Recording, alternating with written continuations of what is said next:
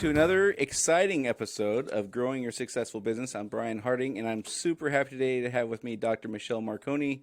Thank you all for listening. And again, I'll remind you all, don't be afraid to tell a friend or a coworker or a fellow business owner about our little small business podcast here. My contact information, I'll give it to you one more time. It's growingyoursuccessfulbusiness.com or brianlharding.com. You can find all the links to our Facebook page there and our YouTube channel and all that good stuff. You can also email me if you have any questions, suggestions. You want to be a guest on here sometime, you can email me at brian@brianlharding.com. And today, folks, you better buckle up. We got Dr. Michelle Marconi on. A pretty outgoing personality, I'd say, to say the least, right? I think so. Yeah, I think so. You're going to hear her giggle and cackle. The over-under is 142 times today, I think, is the over-under on that. Okay. Michelle is the owner of Marconi Chiropractic and Wellness in Tacoma. You can reach them at 253-750-3381 or marconicw.com. Marconi is spelled M-A-R-C-O-N-I. So marconicw.com. They're located at 1002 Martin Luther King Jr. Way here in Tacoma. And get this, folks, they have a 5.0 rating on Facebook and on Yelp. Woohoo! Good for you. And a 4.9 rating on Google. They had one person give a 4-star rating. So that one person can just pound sand, right? That's right. If you're wondering what Marconi Chiropractic and Wellness does, well, let me tell you. They are a full-service wellness center that focuses on healing the body. They offer chiropractic, massage, acupuncture, hypnosis, thermography. Got it. Is it Reiki? Reiki, good job. Reiki, nutrition, personal training, yoga, cooking classes, cranial, sacral. Good Lord. And you do chiropractic for dogs and cats on top of all that. Yes, that's true. And horses. And okay.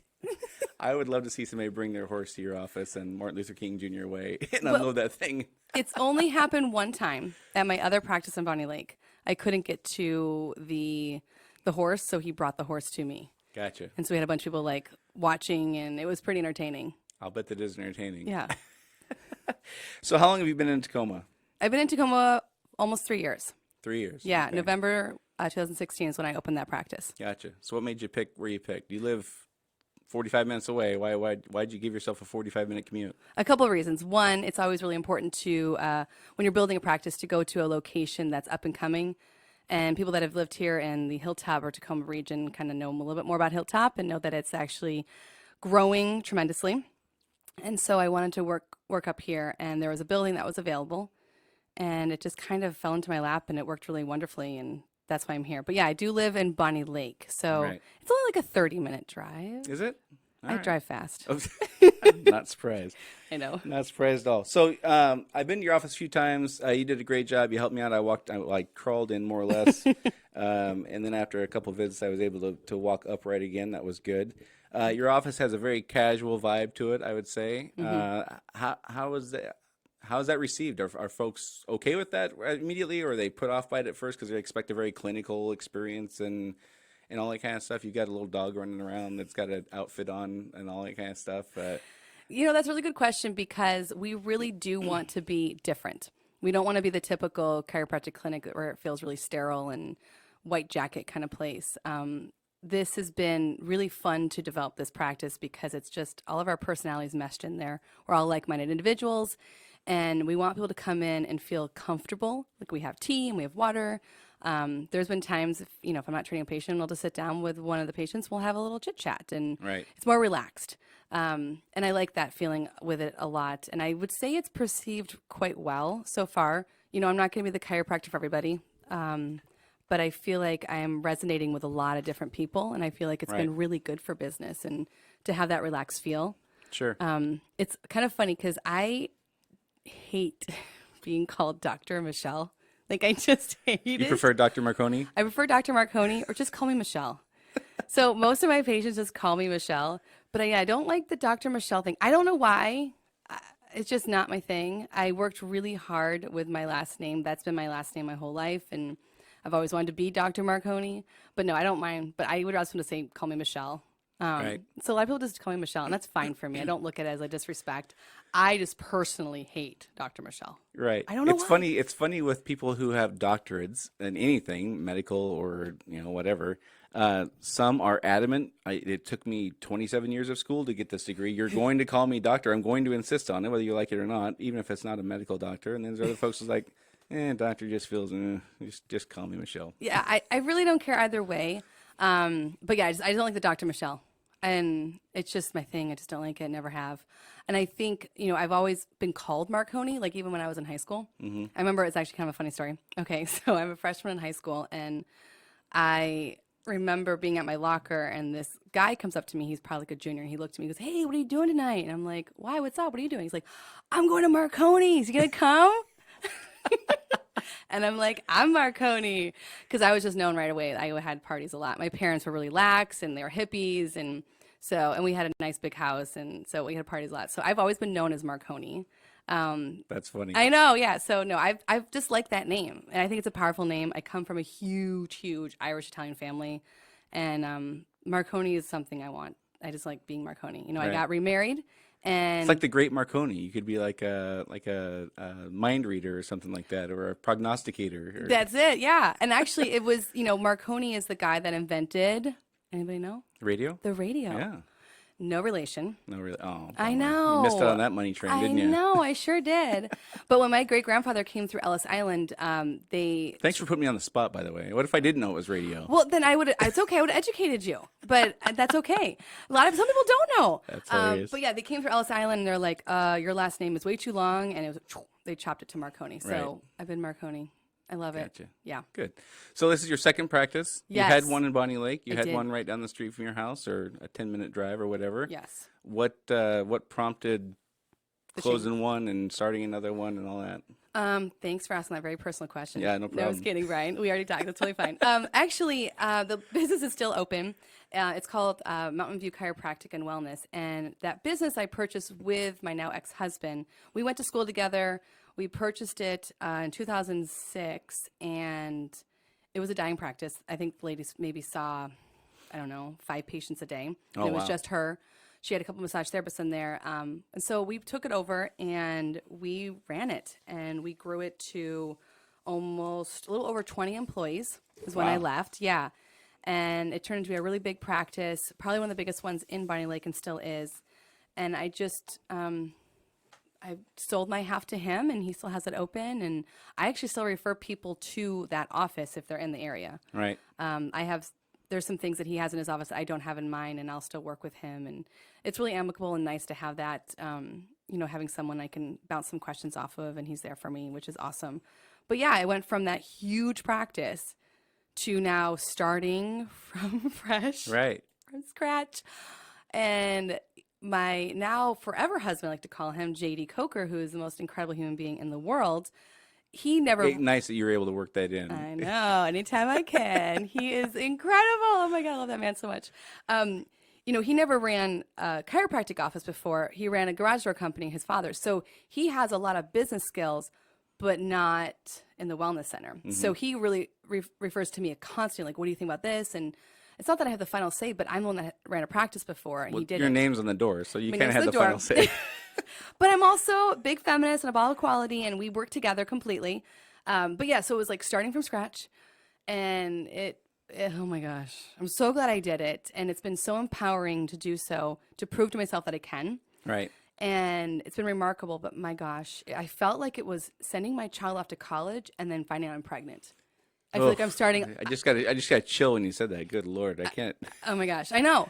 I think I'd jump off the Narrows Bridge. Oh my God, I can't even imagine. So let me get this straight. So your first practice Yes. with your now ex-husband, Yeah. you purchased a practice there that was not doing well. Yes. And then this time you purchased a practice that wasn't doing well, or this is a complete started from scratch. Complete start from Okay, scratch. There was gotcha. nothing there. The building actually was a physical therapy office. It's 6,000 square feet. We took half of it. Okay. And so we have 3,000 square feet, and they had to do so much construction. And with the permits here in Tacoma, thank you so much. It took forever. So Was it less than a year or over a year? it was less than a year. Okay. Well, that's a win. Okay. I called it my sabbatical. I had like 6-7 months off, which was nice. It was actually kind of nice to have that time because Jay and I have 4 kids together. He had 2. I had 2. None together. Right. None. Same situation here. Yeah. Yes, not gonna do that again. Yeah. No more diapers. Right. Oh my gosh. So it was nice to have that time, that break, to kind of like, to regroup and refresh myself. But but I was told I was going to be starting in July, then August, September. So we opened in November. So that was kind of frustrating, that part. But it worked out really well, and I joined some amazing networking groups. Right. So let's back up to your Yes. first practice. Then you have two experiences then to kind of two paths of growing your own business. One is buying one that wasn't doing well, and one Yes. is starting one from scratch. Yeah. Let's start with the first one. So you buy one that's not doing well. You maybe have reputation problems. You maybe have customer service problems. You may be buying bad Yelp reviews or Google reviews or financial troubles and all that kind of stuff. Take us through that. What went well with that purchase? What would you look back and go, holy crap, I'd never do that again? What would you look at on that part? Well, we were fresh out of college, and we didn't really know better. But honestly, I would have started from scratch. Gotcha. Her technique and her style was completely different than ours. So we weren't really maintaining a lot of her patients. Right. We were basically trying to purchase, in a sense, that location. And the location is what we were sold on. So for chiropractors, location is super important. Sure. So many times we've gotten, and both practices, they're walking by. Right. And storefront, having that is super important. Some businesses not. They're just going to look you up no matter where you work or live, whatever. So this was important to have that storefront. So we purchased it because of that reason. She would treat a patient for 45 minutes. Our treatments are usually between 7 to 12 minutes. Right. So that's a big transition for patients. It was very different. And she used the activator, which if you're not familiar with the activator, it's like a clicky thing. Yeah. Okay. I don't. I use my hands. So that's completely different. So as much as we bought the practice, I felt like it was from scratch because we had to start all over again. So that was tough, but it was a learning experience. And we did purchase the items that were in there. There was an x-ray machine in there, which if you know how much x-ray machines are, they go up towards $100,000. Right. So that was nice to have that. But yeah, if I were to go back and tell myself, I'd probably say, don't do it. Yeah. Whenever in our business, we've looked at, we've toyed around the idea of acquisitions of similar businesses and kind of outline kind of related to what we do. And the advice we've always gotten from attorneys, our CPA, bankers, buy the assets, don't buy the business. Yeah. That's always been the advice. And after, hearing some horror stories and looking at some businesses to maybe acquire and things like that, that totally makes sense now because, again, there's all the skeletons in the closet you have no idea about until it's yours. You could be buying an L&I lawsuit. You could be buying all kinds of fun stuff that you would never even know about because they're not going to be super upfront about that kind of stuff when they're trying to get top dollar for their business. Absolutely. And that's interesting. You brought up the whole Yelp reviews and stuff. When we purchased it, 13 years ago, that wasn't as big back then. Right. I'm sounding old when I say things like that. Yeah. But the one thing we did that was big about purchasing it is if you're familiar with insurance companies, there's a lot of insurance companies out there right now that chiropractors and practitioners cannot get on as a provider. Gotcha. And so she offered that. Okay. There was an insurance company that has been closed and still is closed, but I'm on and my ex-husband is on too because of that reason. Oh. So there is that positive to that. That works more exclusive to chiropractors and practitioners like that. But that was, I guess, almost priceless. Yeah. It's I don't even tell the insurance company. So you're kind of grandfathered into an insurance Yes. insurance plan that you can't get on anymore. You Gotcha. cannot get on Okay. anymore. And it's the insurance plan is Regents, and Regents is a huge one, especially it's the Boeing. Yeah, it's my insurance. Yeah, a lot of people aren't on it. And the only way to get on it is to purchase a practice. Gotcha. Or be in a big enough clinic like my ex-husband's clinic currently. It's so big that most of the practitioners are grandfathered in because of that. Yeah. But if they were to leave, they wouldn't. But for me, since I've been on it for so long, I was able to take that with me to. So looking back, Marconi. you would have, instead of purchasing the business, you would have purchased the equipment and tried to take over the lease or something like that. Something like that, yeah. Gotcha. But it's all looking back. And honestly, it was a great decision because it brought us to where we are now. But it was definitely stressful. And I wish I would have had a lawyer. And I didn't have a lawyer when I bought it. What?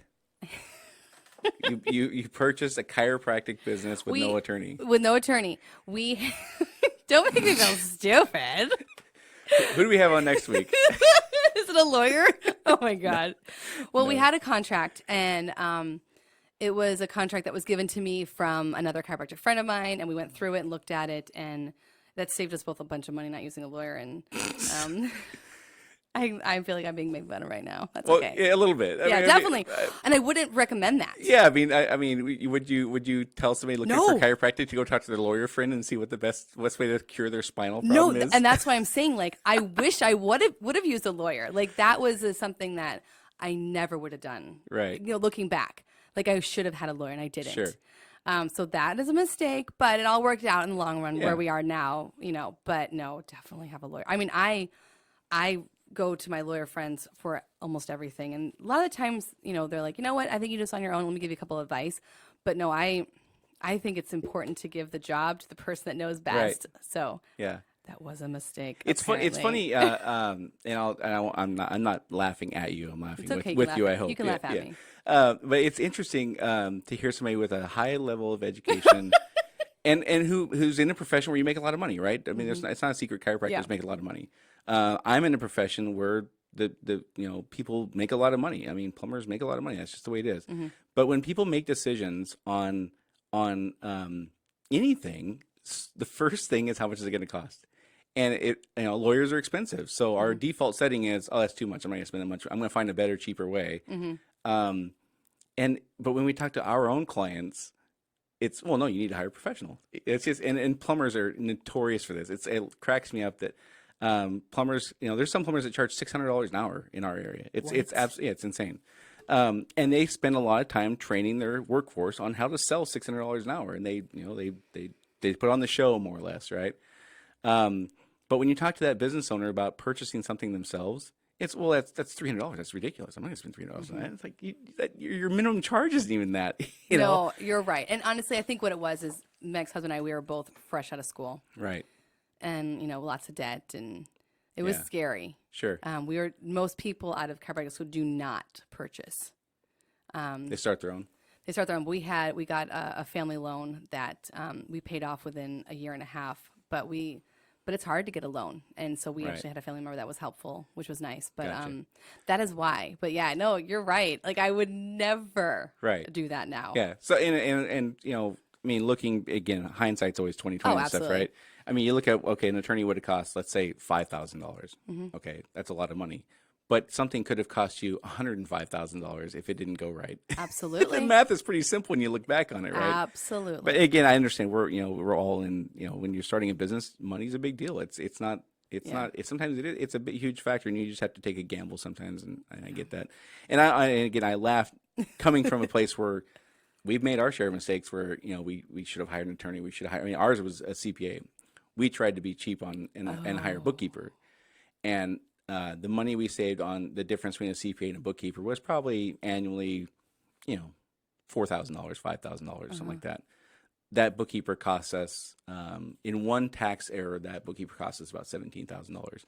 So, I mean, I'm laughing because I can relate to it, not because I'm laughing at you. It's interesting I would expect folks who are in industries where they aren't making six figures plus to have that mindset. It's always interesting to me to talk to people who make a lot of money, who still have that default setting that I'm going to be cheap and I'm going to try to find the cheaper way. That was the old me, though, not the new me.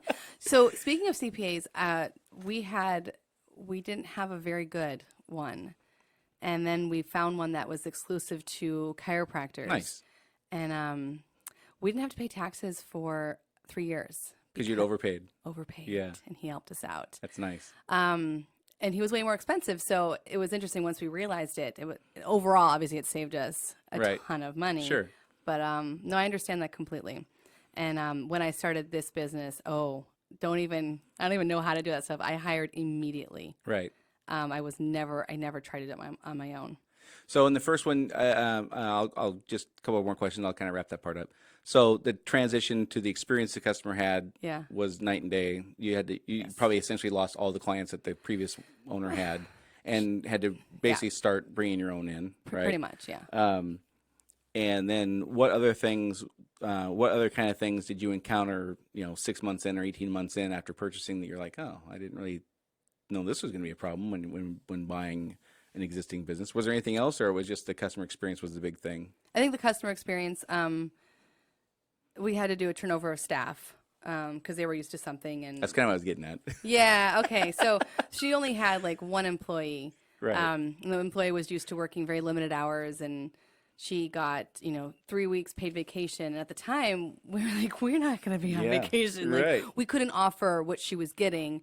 So yeah, there was something different. And she was using paper charting. We wanted to use electronic charting. And so it was basically starting from scratch. Right. So how long did the employee last?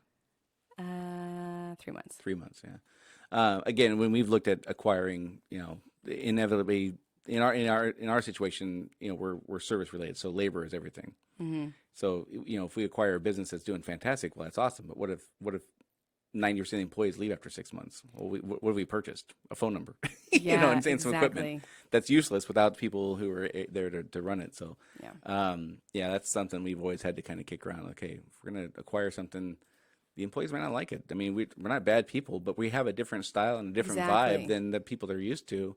And that existing vibe might work for them, and ours may not. And, all people being, having good intentions as we are, it still may not be a good fit. They might just say, this isn't for me, and I'm out, Exactly. Okay, so then we fast forward, and you now start your own. You start completely from scratch. Mm-hmm. You get your 8-month sabbatical, and then you turn the lights on, and day one you walk in, and what do you got? Crickets, right? Yup. Yeah. Yeah, that's tough. So it's super, super anticlimactic, isn't it? When you have all this buildup and all this fervor and all this excitement, and then you walk in, you turn the light switch on, you look around, here I am, and there's not a sound out there. Oh yeah. There's nobody around. There's no phone calls. There's no nothing, right? Yep. So what was that like for you? It was tough, absolutely, coming from, I used to see between 40 to 80 patients a day. Wow. So going to zero, that was tough. But again, I had created a little Easter egg for myself, like a little nest of like, okay, I can do this. And I knew how much time I had, and I tried not to freak out. And I joined a networking group, Ignite You, which is amazing. Yep. I didn't actually go for the first 6 months. I would go here and there. And once I started going, I was noticed a difference. But I started looking around the town, and we did this cute little what did we do? It was right before we opened. We had these pumpkin baskets, and we put fresh apples in them, organic, of course. Of course, yeah. With our brochures in it, and I would expected beef jerky from you. Oh, right, yeah, So we walked around, and you know what? That actually worked. I mean, not right away. Because with all marketing, it's never. Yeah, it takes time. It takes time. But I actually got patients that way, because they would say, you came by. And one of them happened a year and a half later. So you just walked around Tacoma with a basket of apples in your... Give everyone a basket, a pumpkin basket with apples in it and our brochures. And we just walked around, and we got to know the businesses and introduce ourselves. Right. That helped. And we were on all the, social media stuff as much as possible. Sure. And so it happened. It took some time. Yeah, it's funny. It's funny. I fear I'm always sounding like a broken record with this stuff, because as we are, fleeing faster and faster, running faster and faster into the age of technology and internet and marketing online, all that stuff, it just feels to me like we are losing our sense of identity and our human interaction that I think people still crave. Yeah. So you can have the best online marketing plan in the world and the most effective, but going out and meeting your neighbors and handing out apples has a much bigger impact than having the best organic results on Google and you're on page 1 above the fold and yada yada yada. Yeah. And it's always interesting to me, and it's frustrating for folks who are struggling in their businesses who won't go out and do those kinds of things. Go out and actually meet people. They want people to come to them, but they don't actually want to go out and put the effort into meeting people and developing relationships. And well, my marketing guy says I need to do this, or my whatever says I need to do that. It's always interesting that like Joanne was on last week, and she was talking about still writing thank you cards and what an impact that has. Yeah. And just that personal touch that we're just being catapulted away from, I still think is huge for businesses. You're right. Actually, it really is. I started going to the Hilltop Business Association meetings, and I wasn't a board member. I am now. And I said, I started in November, and I said something in February. I'm like, we should do a wine walk. Right. And they're like, okay, you do it. Of course. Like any good organization, when you have an idea, you're now the chairperson for that idea. So I was the chairperson for that, and we had it in end of April, and we were in the hole with that one, but we still did good. I mean, you had to purchase a lot of stuff. Right. We now had our third one on June 1st, and we are now way above the red, and we actually made a really good profit with it. Sure. So I think, I went into those business group meetings, and my face was there. Right. And I think that helped, that personal touch, that like getting to know people. Hilltop's a very close-knit community, and they want you to live and work there. Right. And I don't live there. But I work there, and I'm a member, and I'm part of it. And Right. it took them some time to see that I wasn't just in there for a little bit. Like I'm A actually little bit of there. marketing. You're just there to promote your business, and then I'm Yep. out. They Yeah. saw that I actually care. And Right. they're like, oh, so I'm starting to get a lot more Hilltop residents and business owners coming in because they feel that they're seeing that like, oh no, she's a staple here now. Right. Because that's what I wanted. I wanted to be part of it. And it's been really good that way. But I think you're right. We're losing that personal touch big time. Yeah. The whole, I guess I'm a millennial. I don't want to say that You out guess? loud. Oh my God, I found out I am. Oh my gosh, I was talking with Justin Crozier, and he's like, no, it was Nick McBaker, and he's like, you're a millennial. I'm like, no, I'm not. It's 84. No, it's 99 or something like that. No, it's 80. No, 81. You're right. Yeah, 81. That's right. Yeah. The what's the one after that is up to 99. The Generation Z years. I don't know. But I'm 82, and I was so disappointed because I make fun of millennials all the time, and then I'm putting my foot in my mouth Right. because I'm a millennial apparently. Right. Yeah. So that was frustrating. But there are amazing millennials out there that are not the typical norm of what people are saying. So I make fun of it because my receptionist, Michaela, is incredible. And she's a millennial, Right. but she's a phenomenal human being. I can't function without her, to a point where I literally will write a note, and I cannot read it, and I have to have her come in and tell me what it says. Your own note. My own note with Yeah. my own handwriting. Yeah. So I make fun of millennials, but I love them. Right. But yeah, that touch needs to come back. Of like, that sounded inappropriate, but if I'm a chiropractor, so maybe not. Yeah, maybe. But we have Well, to be or more. it's even maybe much more inappropriate. Yeah, it's important to be there and communicate with people and look people in the eye and have a conversation. And I like refused to text right in the beginning. Like I was never a texter. Right. Because I always thought like that you lost the personal touch. Sure. But now I love to text, and it's amazing. But I get what you're saying, and I agree completely. Yeah. And so where are you at now? So you've been in business 3 years. Yes. And you started out with crickets, and Yes. and you had to go out and pound the pavement and Yes. hand out your satchel of apples and Yes. things like that. And where are you at now? Oh, we're doing really good. Really good. We're making a profit, and How long did that take? I would say that took a little over a year, Okay. and I was pretty happy with that. Sure. Yeah. So now I'd say I'm seeing patients about on average about 20 patients a day, Okay. and that's really good. Like I would like to go up to 40 patients a day. Right. I could, but I like 20. Like Really? I don't want to stop and say I don't want any more because I want to manifest that because I do want more patients. Don't get me wrong, but it's funny. I don't want to be that big practice like I was before. Interesting. It was too much for me. So when you started the first one, your goal was to be a huge practice, Yes, right? I And wanted now that. you leave there and you start another one, and now you're not looking to be No. the largest chiropractic firm in the Western Hemisphere. That's No. not your plan anymore. No, and that used to be mine, but I don't want that. We built something and we had associates, and we was like the idea, oh, now we can go on vacation more often, and now we can do things because we have associates there. But what you remember is that the patients want you. Right. They don't want somebody else. So I toyed around the idea, do I get an associate, do I not? And the patients want to see me. Right. So if I've got a gazillion trillion patients, I'm at higher demand, and I can't do the things I like to do. And traveling is a huge part of me and my core and my soul. Yeah. And so I want to be able to go on vacation. And so Right. I'm honest with my patients. I'm like, yeah, I'm here most days, but call. I just don't, and I don't want to sound like conceited or rude, but I want people to know that. And I do have other options if people, needed somebody. I have chiropractors that I recommend, but for the most part, people want to see me. Right. They don't want to see my associate or Right. So somebody else. if you built a big Yes. practice and you hired 3 chiropractors to come in, Yeah. they're going to develop really close relationships with their clients who Exactly. are going to want to only see them. I mean, chiropractic, you are touching the chiropractor is touching your body and, Yes. and not inappropriately or whatever, but Hopefully not. at least not in your case, right? It is a personal thing though, and Yes. you're not going to want to see a different chiropractor every time you come in.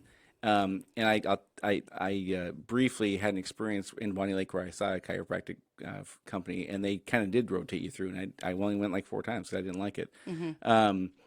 So essentially, if you grow a big practice, you're hiring people who are then going to become your competitors because they're going to develop those relationships with the clients you're paying the marketing to get. You're paying them to do the work, and they're going to say, well, I've got 40 or 80 or 600 or whatever the magic number is, clients who only want to see me. Why wouldn't I just go start my own firm? Well, that's where contracts come into play. But yes, exactly. So I don't want to be that huge practice, but I would love to see more patients still. Gotcha. But in a way that I can still do trips and I can still do things. So you're able to find some balance? I want to find balance. That's been my word for 2019 is balance. Gotcha. I think it's really important, and I was raised on traveling, and it's really important, and I wasn't able to do it as much. And not to be so personal, but like that's one of the reasons why we divorced. We never did anything together. Yeah. I would vacation on my own. He would never join me because he felt like one of us had to be there. Gotcha. And so we were developed this practice that we thought we wanted, so we could have associates do it, but then it never happened. And right. So then it's kind of the classic situation where you create the monster that then owns you. Yeah. Exactly. So before I forget, and we'll come back to this the vacation and stuff like that. But you talk about employee contracts. So I'm assuming you're talking about like non-compete agreements and things like that. Yes. Which is why that's another reason why I'm in Tacoma. I have a non-compete. You have a non-compete to be in Bonnie Lake. You can't be within 20 miles or whatever it is. I think it's 15 miles. 15 miles. Yep. Okay. So for 5 years. For 5 years. Yeah. Okay. So I've heard over the I work in an industry where non-compete agreements are a thing. Yeah. But depending on which attorney you talk to, some say they're enforceable and some say they're not. Blah blah blah. What's your thought on non-compete agreements and how realistic they are to enforce, and is it worth the hassle and all that kind of stuff? I definitely agree with you. I don't know how enforceable it is, but ethically and morally, I think that's pretty bad. If you sign something and say you're not going to do that and you do it, what's that? I think that's really good. But people still do that kind of stuff. So I ethically just won't do it. You're looking at a guy who started his own business, right? You started your own business, right? Yeah. And so our was there a non-compete with you? There was, and hold on. The way our non-compete was worded for the company I worked for was they can't stop you from opening a plumbing firm, a plumbing company. Yeah. They can stop you from soliciting their customers. Okay. Yes. Exactly. And so we adhered to that.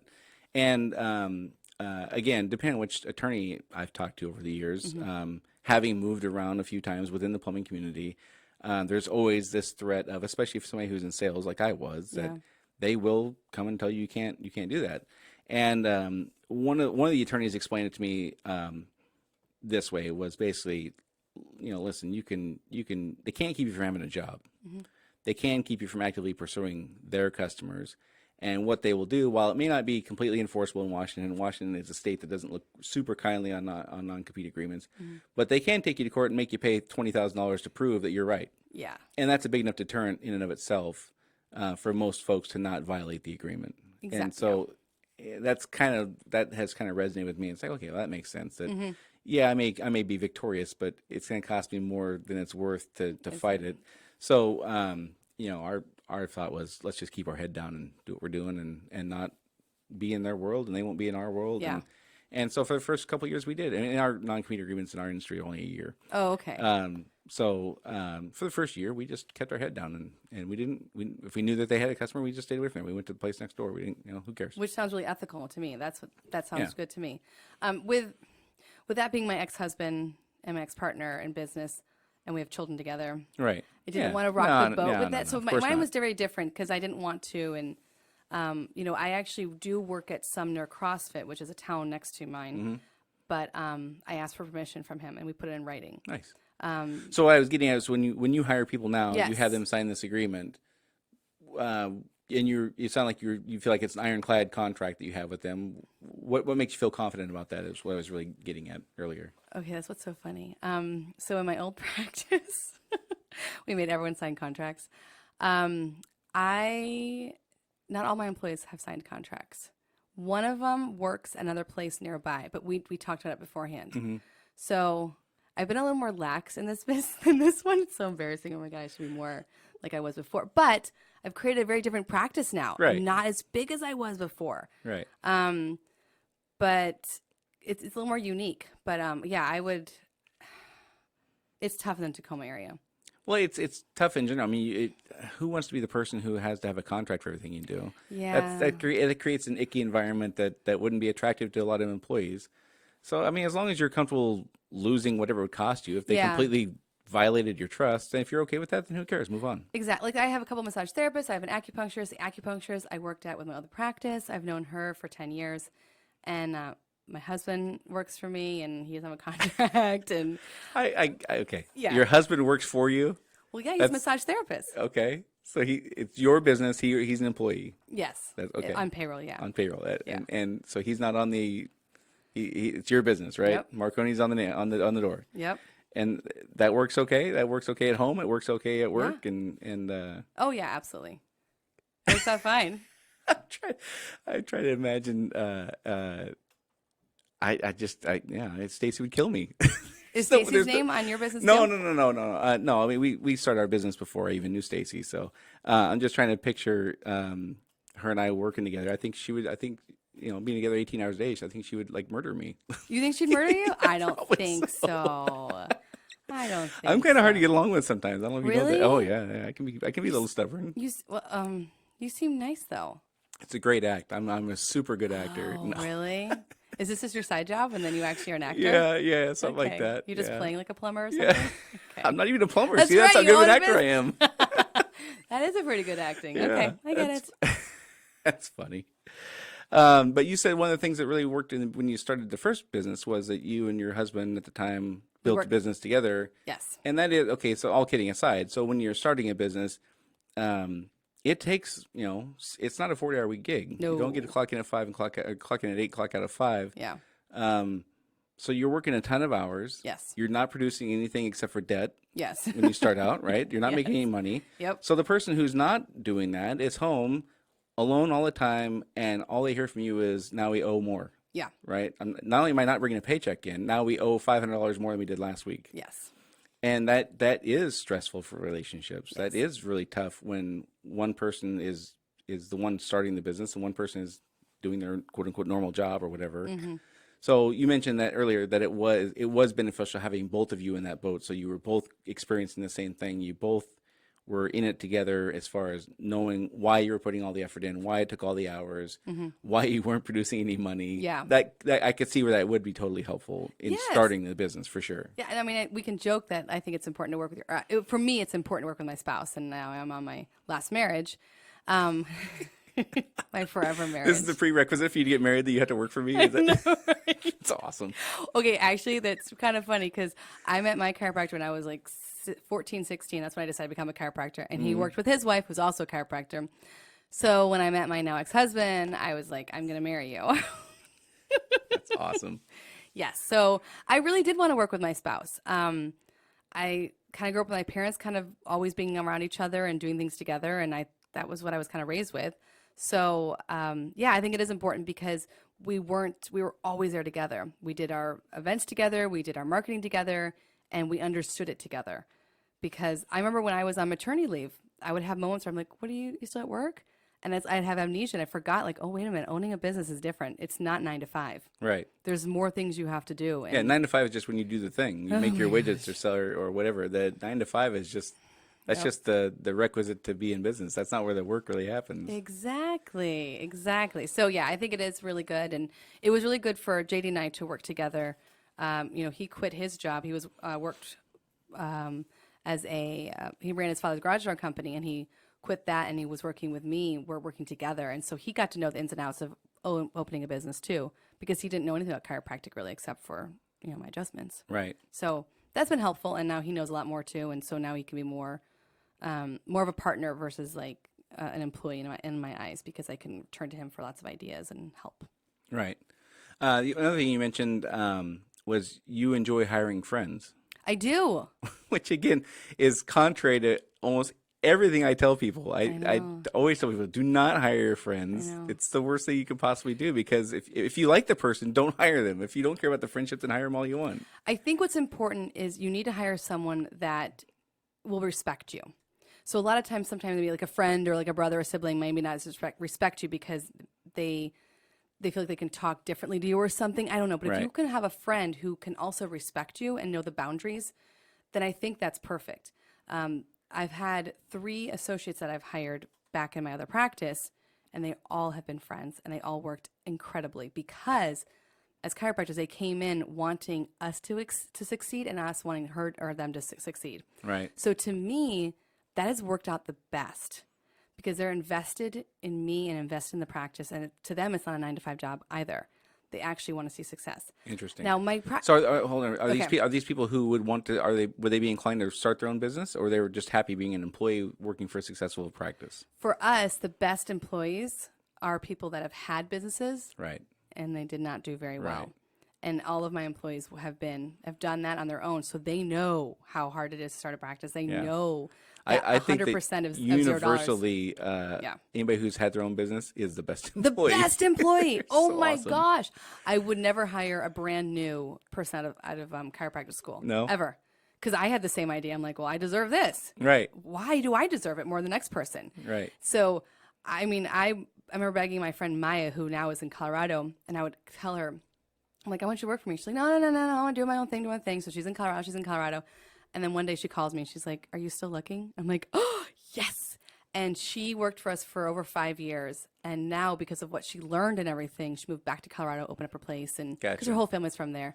But she was incredible. And So, I then, mean, listen, 5 years nowadays, that's a pretty good tenure for an employee. That was that's awesome. That's not terrible. Yeah. so I don't know. I do like working with friends. My receptionist now, she worked for me in other practice. She's working for me now. I mean, it's probably not the best business advice, but I trust people. Sure. And I'd rather get screwed over than think everyone's out to get me. Right. But I don't want to be naive. Right. You know what I'm saying? Like there's that balance between Yeah. it. And I feel like I'm a pretty good read of character, but I put a lot of trust in people. Yeah, and again, like I said earlier, if you're willing to lose whatever it's going to cost you, Yeah. and you're okay with that, then listen, life is not just about dollars and cents and all that kind of stuff. It's, friends are important, and you have to, if you're not able to be friends with somebody, if you're not able to trust your friends, then who can you trust, right? I've just seen in our experience, and we haven't hired like close friends. We've hired, I guess, acquaintances would be a better word for it.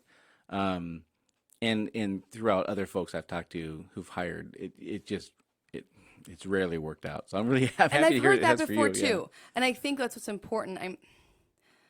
Okay, there's a story. We went out one time with a few of my employees in the last practice. We went out dancing, having fun, and one of the massage therapists said to me something like, "Well, when I first met you," she said, not a very nice word, and I looked at her and I was like, "Wow, do you really think that was appropriate to say that to me?" And she realized like she needs to know the difference between like we're being friendly and going on a social thing, but Right. you can't do things like that. Yeah. And I think she realized that she apologized, and we've been fine ever since. Right. But that's the difference. It's like you have to show like the boundaries. I'm not saying that I deserve more respect than her, and vice. It's just that we all deserve respect and Yeah. know where things are appropriate.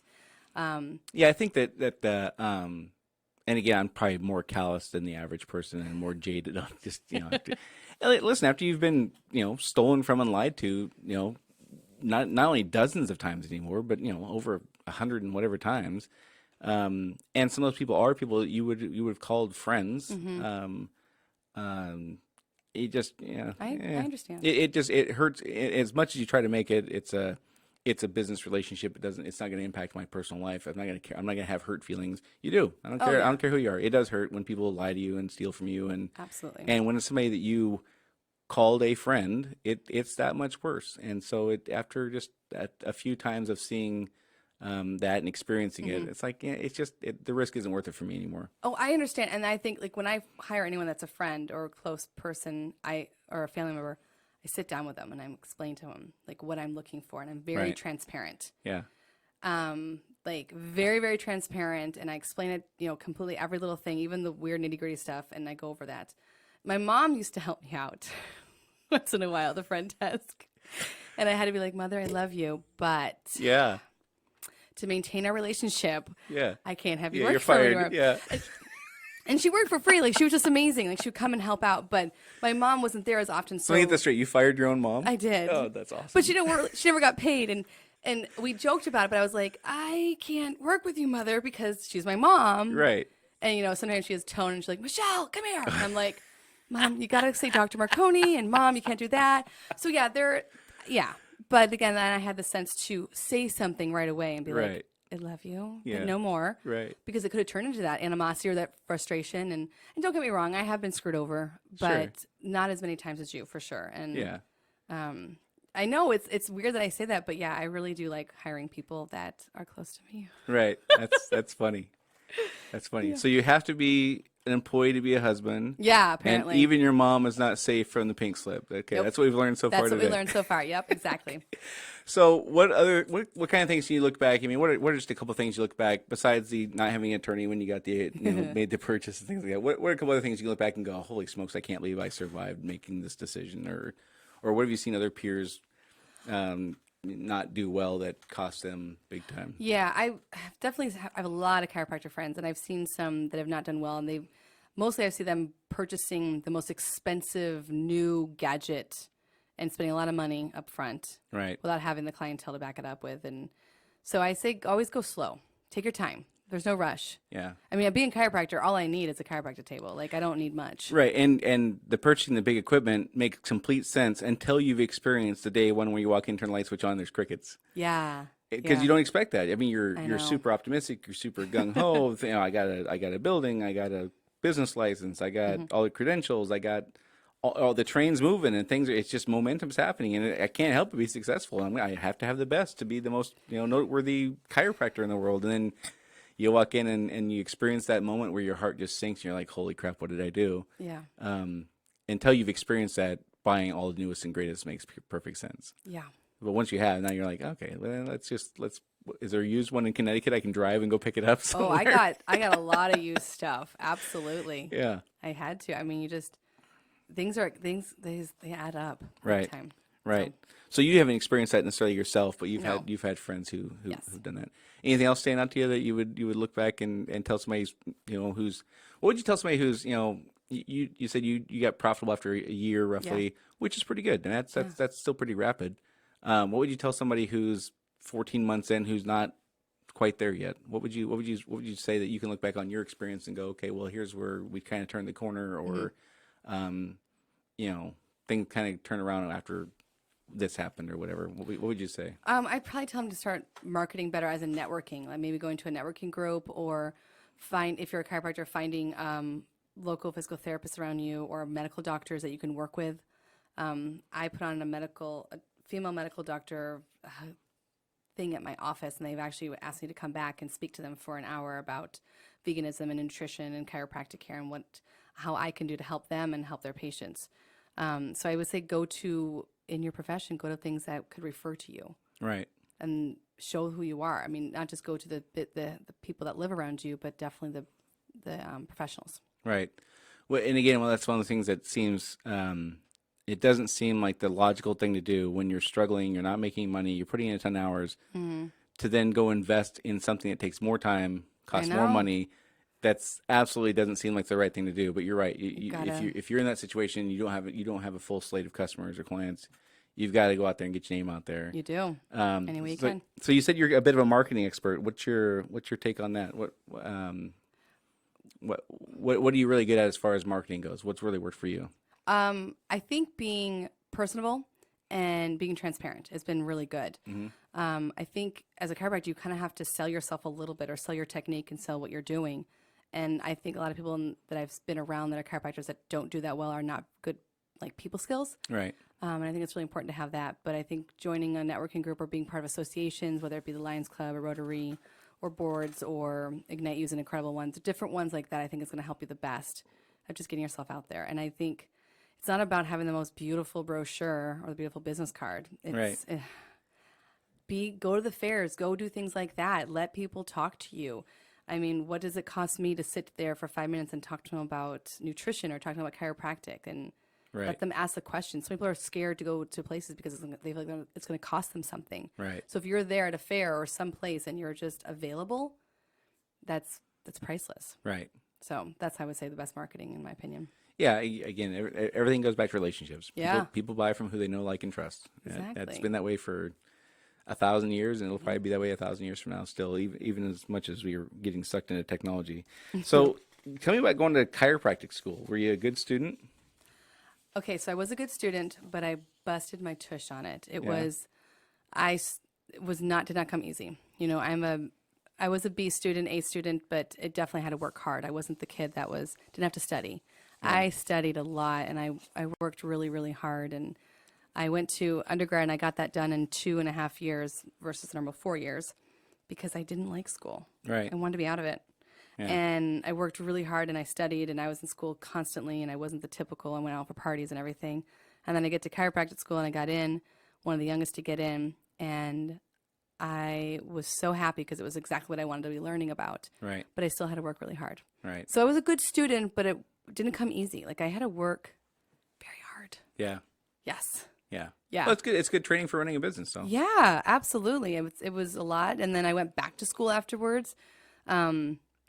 300 hours of learning internal disorders and nutritional deficiencies after school, thinking I would never go back to school again. And I just wanted to keep learning. Right. So now I think I'm a really good student. So the majority of our audience is probably busy people running businesses, whether they own them or manage them, whatever. Rock stars. Give me 3 health tips for people who are busy and don't Yeah. have the time and blah blah. Give me your top 3 health tips, and don't give me that diet and exercise BS. Yeah, Okay. I hear that all the time. That's not. I'm just kidding. Okay. Of course, so of course, don't it's diet and work exercise, out, right? Don't eat right. Make sure you get up every hour at least and move around. Okay. Don't let your tushies get flat. All right. Especially for men because then it exposes your prostate. You're being serious. I'm being dead serious. Okay, I thought you meant. Okay, I thought you were kidding. So a men's flat butt is a real thing. That's not Yeah. like. Oh, okay. It exposes your prostate. I And thought it was actually just my increases your wife risk of making getting- fun of me not having curves the way she No, likes. it's Okay, super. Yeah, it's really gotcha. bad. All right. Drink half your body weight in ounces in water. Okay. Every single day. All right. And then Can you drink too much water? I would not drink more than your full body weight in ounces. So if you're 150 pounds, no more than 150 ounces. Which is how many gallons? A gallon is 120 ounces. 120 ounces. Okay, so don't drink over a gallon a day unless you weigh 600 pounds. Yeah. Okay. But you can drink your whole body weight in ounces if you want. Okay. I would say, my last one. Get up and move every hour. Drink plenty of water. Yep. And eat organic whole foods. Organic whole foods. Mm-hmm. Okay.